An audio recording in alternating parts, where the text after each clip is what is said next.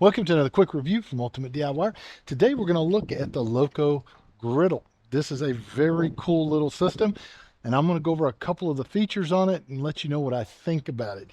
So overall, I think it's a great unit, heavy made. I love the casters. They even lock. I can take this through rough terrain. It's not going to go anywhere. It has little side panels that go on the side. I removed mine because I have it in between a couple of other grills, so I didn't need those.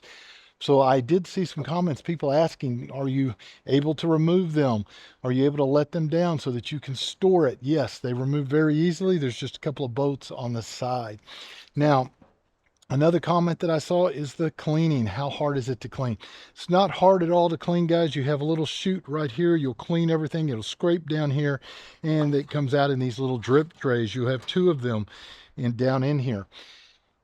That being said, though, it is like almost a cast iron type grill or griddle, where you are going to have to periodically season it and keep it seasoned. Right now I need to. I'm getting a little bit of rust around the corners because I do keep mine obviously outside. Even though I have seen some people keep these inside, I just keep in mind, if you're going to do that, it does put out a lot of smoke. So the lid, though, very well made, nice. This whole top is nice, very heavy made. It has a nice compartment down here where you will actually put your tank, and you can put extra stuff in as well. And it is magnetic, it'll slam shut.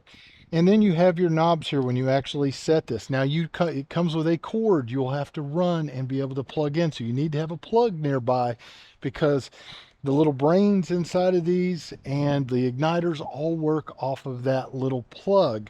So you will actually, you can hear right here trying to start it. It does not actually make that clicking until you have it plugged in.